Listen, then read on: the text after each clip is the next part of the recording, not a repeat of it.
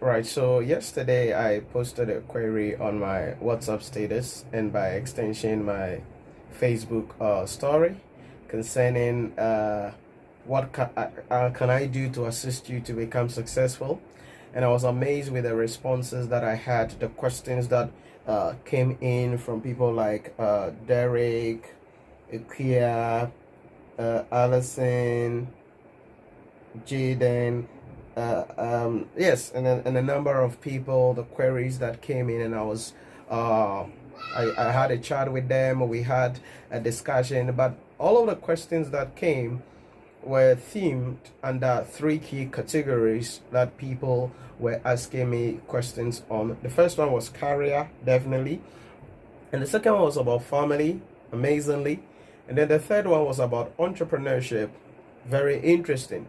So these were the three category of questions that I had, and I provided them with some strategies, some techniques, and some assistance. And it was really a fruitful discussions I had with all of these people and others. And I just want to share some of these with you as well, to be able to understand what's happening and how you can position yourself and make the best out of everything that is happening and actually take your life to the next level. Now, the first thing we spoke about was career, definitely career.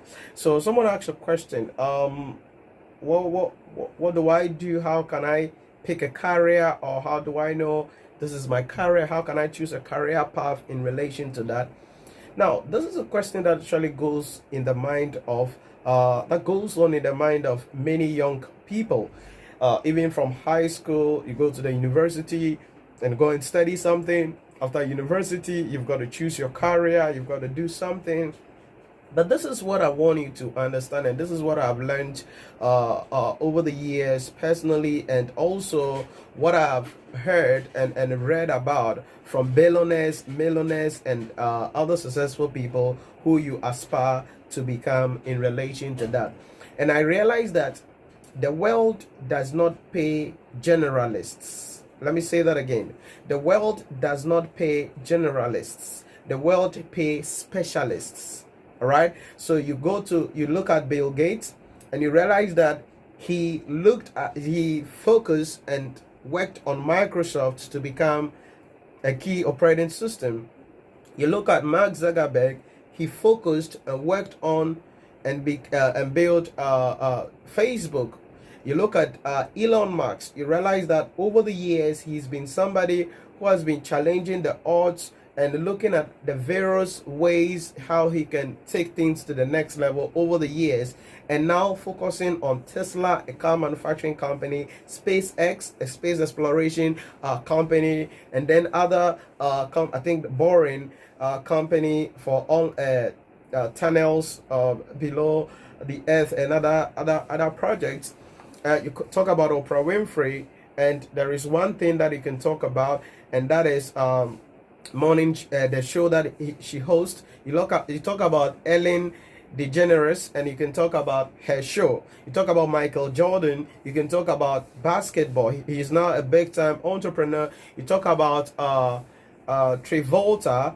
And you can look at an actor who is a pilot and a business mogul as well. You talk about people like Dan Locke, and you realize who he has become. Grant Cardone and Dean Graziosi. You realize that these people have perfected a certain craft over a long period of time, and now the world sees them. They've been featured on entrepreneurs.com. Forbes have featured them. Fox News have featured them, and a lot of other recognition across the world. And you realize one thing from all of these people, that they committed a certain number of years, a minimum of 10 to 15 years. Some of them, it even took 20 years for them to perfect one craft. Listen carefully, one craft, and now they have become authority in that field. And now, after perfecting that craft, they now ventured into other things in relation to that.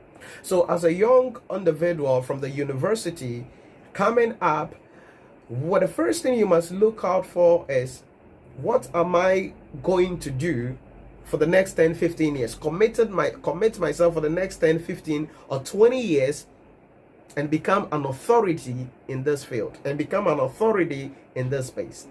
Many a time, young people are desperate and they want to get a big job. They want to get a good job, and they want to get a huge salary. They want to be in an apartment, drive their own car. All of that it's good, all right? It's good. Everybody wishes to have the best in life, but at the end of the day, the question you got to ask yourself is: the job that you have today, will it stand the test of time?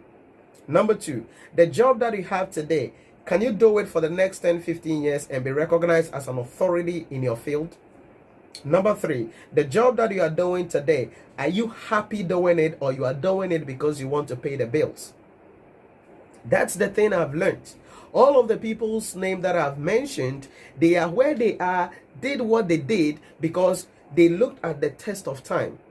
They looked at passion over the money that they are going to be having, and they build themselves, train themselves to become who they are today. So if you are choosing a career, don't just look at how much salary I'm going to be earning today. Don't just look at how much the business is going to be giving you today, but ask yourself, what am I seeing myself to do? I actually told the people I had a discussion with, I actually told, I think 3 or 4 of them, I told them you got to look at the next 40 years. Where do you see your life in the next 40 years? Based on that, you can design the career you want to choose. Okay, so the next 40 years, the job that you are doing now, will you be doing that same job? Will you be happy doing it? Will you be able to climb the corporate ladder you want to climb? Will you be able to live life on your own term? Will you be able to help society? Will you be able to touch people's life? It is very critical, and this is what you've got to understand. It's critical, and this is what you've got to understand. So if you are choosing your career, don't just look at the short term. You got to think long term. That is wisdom. That is knowledge. That is understanding. That is discernment. There are a lot of people in this outbreak, during this outbreak of the coronavirus, have lost their job and will lose their job. Why? Because we don't need them. They are not needed. Okay, there are a lot of companies that are going to be folding up because they did not integrate their business with online. And there are a lot of businesses now making billions and millions of dollars every day, every month, throughout this period, because they have integrated their businesses in such a way that with or without physical presence, they can still be making the money, and they can even make it more. So the question is, don't just look at the salary today. Don't just look at the benefit that you are going to be getting today. Look at the future. Look at 10 years from now, 20 years from now. How will you be in that job? How will you be in that field? How will you be in that company? It's very critical.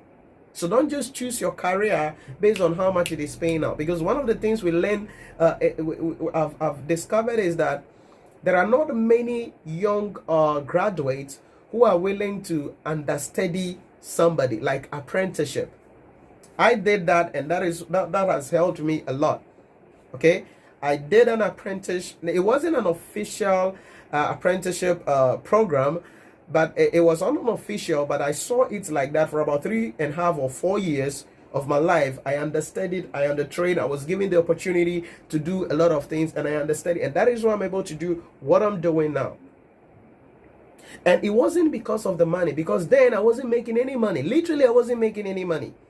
Okay, I struggled. I was hungry. I had sleepless nights. I couldn't do anything.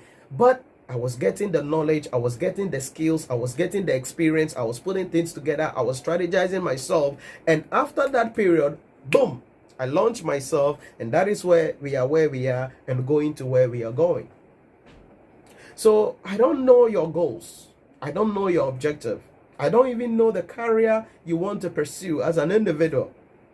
But whatever it is that you want to do, whatever career that you want to pursue, there is something critical that I want to tell you.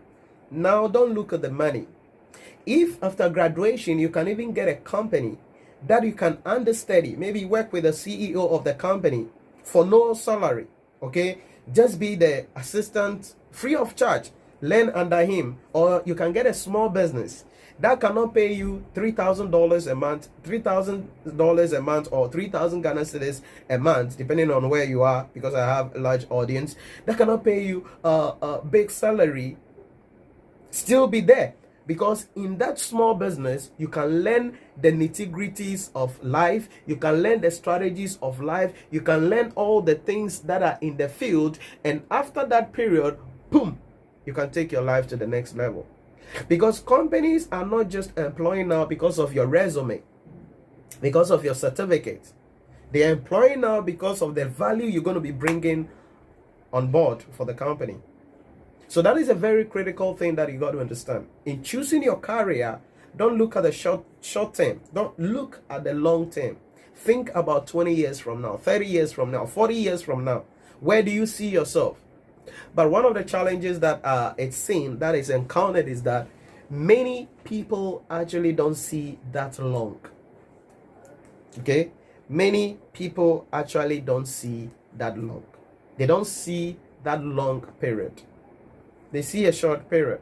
They see the next 2 years. Yeah, I've graduated. I need to get a job and marry.